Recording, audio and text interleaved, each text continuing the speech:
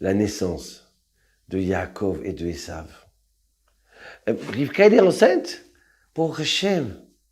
Et voilà que son ventre, des fois, quand elle s'approche de l'idolâtrie, il veut pousser aller vers l'idolâtrie. Et son ventre, de l'autre côté, quand il arrive devant une synagogue, il veut courir dans la synagogue. Mais c'est quoi ces enfants-là? C'est quoi cet enfant-là?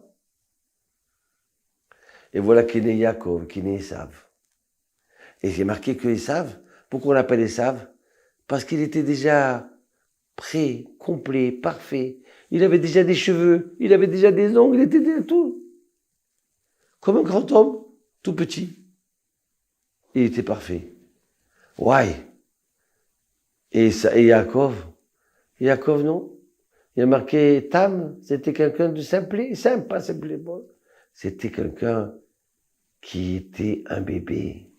Maintenant, il a soif, maintenant, il mange. Et doucement, doucement, il grandit pour se parfaire. D'accord? Et voilà que les enfants, ils grandissent. On a Esav qui court à la chasse. Et Yaakov, il est dans les livres en train d'étudier. Yaakov, c'est le sage. Et Esav, c'est la brute. Esav, il représente la matière. L'animal. Comme un animal, dès qu'il naît, eh bien, il se lève sur ses pattes. Il est déjà prêt. Mais un bébé de Yaakov, il faut qu'il se prépare, qu'il avance. Yaakov, il représente l'âme. Et Esav, il représente le corps. Donc, deux forces qu'on a en nous, parce qu'on est fait de matière, et on est fait aussi d'âme. Alors, des fois, on se comporte comme Esav. Et qu'Esav, que ce coup, il a faim. Il revient de la chasse, il voit Yaakov en train de cuisiner. Il prépare. Yaakov, il construit. Il pense à demain. Et voilà que Esav, il dit, donne-moi à avaler de ta soupe d'haricots rouges. Donne-moi de ce rouge-là, il lui dit, que j'avale ça. C'est quoi? C'est grotesque. Et voilà que, il lui dit, parce que je suis fatigué.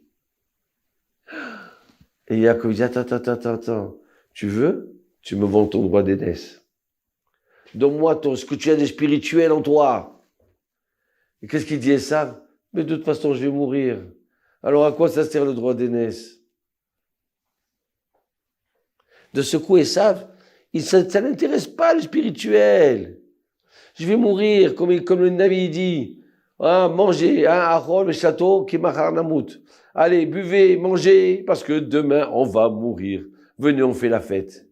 Quelle fête ils font? Quelle fête?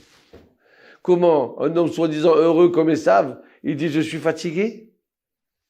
Regardez comme c'est drôle. Combien de gens ils reviennent de vacances et ils sont fatigués? Combien de fois ils reviennent d'une boum et ils sont fatigués? Combien de fois ils cherchent, ils courent après le bonheur Esav, ils courent après le profit. Moi, donne-moi à manger, donne-moi, je veux tout pour moi. Il n'y a que pour lui, il n'y a rien pour les autres. Alors que Yaakov, il s'est donné. Yaakov, il écoute Esav. Yaakov, il écoute Rivka. Il sait écouter. Il sait voir. Il sait voir l'autre. Esav, non. Il voit que lui. Il n'y a que lui qui existe. Il n'y a que lui l'égoïste. Non, mais si je donne, je ne vais pas avoir. Je ne peux pas donner, moi. Rien qu'à voir. Mais ce qui est drôle, c'est quoi? Plus ils ont, et plus ils sont fatigués. Regardez. Il y a un moment, ils cherchent tellement le profit qu'à chercher à se droguer. Et puis après, j'ai un ami à moi, il m'a dit, tu sais, j'étais à Los Angeles, j'ai mon oncle qui m'a amené comme ça à Los Angeles. Et d'un seul coup, il m'a entré dans une boîte là. Ils étaient tous avec leur cocaïne par terre, jetés, des hommes et des femmes, à moitié habillés, comme des animaux, par terre, fatigués, esquintés. Ah oui, ils rêvent. Mais tu rêves de quoi? Tu veux pas ce monde-là? Hein? Et regardez Yaakov. Yaakov, c'est l'âme. Yaakov, c'est le tzaddik. Yaakov, il recherche, donne-moi ton droit d'aînesse. Et qu'est-ce qui se passe à la fin? Voilà qu'Yitzhak qui veut bénir Esav du droit d'aînesse. Mais Yaakov, il lui a pris ce droit d'aînesse. Il se met à pleurer. Il m'a dit, voilà, pourquoi tu pleures, Esav? Mais tu ne le voulais pas. Tu as des gens, tu dis, viens à la synagogue. Ah non, je peux pas, je suis fatigué. Viens écouter un petit cours. Ah non, je peux pas, je supporte pas. Je supporte pas. Parce qu'ils sont que matière. Mais écoute, cours dans un cours de Torah, tu verras comment tu vas aimer. Combien de gens, une fois qu'ils ont perdu, que Dieu nous en préserve, leur père ou leur mère, ils sont arrivés à la synagogue. Ouais, qu'est-ce qu'ils sont bien. Qu'est-ce qu'ils sont à l'aise au bout de plusieurs jours. Et voilà qu'avant de mourir, on regrette. On veut faire Shema Israël. Hein?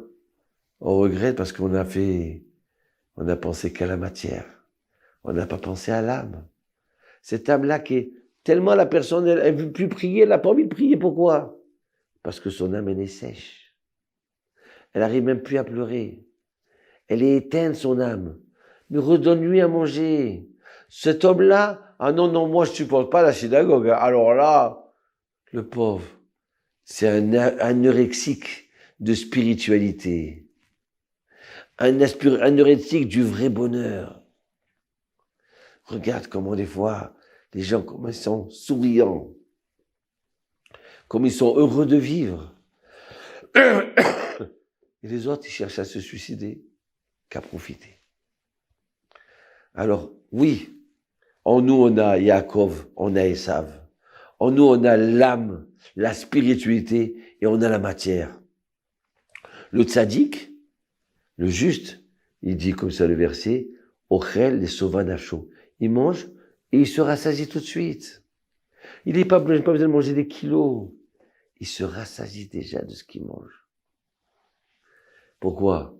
Parce qu'il a besoin de spiritualité. Il a besoin d'idéal. Il a besoin de rêver à un monde meilleur. Voilà. Venez rentrer dans ce combat-là et on va gagner. Venez rentrer dans la synagogue. Venez étudier un cours de Torah. Vous allez voir comment votre âme, elle va se remplir de joie. Elle va être à l'aise. Venez faire cette mitzvah des tfilin. D'accord? Et vous allez sentir vraiment, c'est quoi cette mitzvah-là? Et une petite histoire alors. Monsieur Gainsbourg, avant de mourir, d'accord, il a laissé son testament. Et voilà qu'il meurt. Il a marqué, la personne, je veux qu'il m'enterre dans un petit cimetière juif. Et je voudrais que ça soit le rabbin qui m'a mis les tefilines à la rue des Rosiers. Parce que ce moment-là, c'était le plus beau moment de ma vie. Je veux que ce soit lui qui m'enterre. Shabbat Shalom Vorah. On va gagner.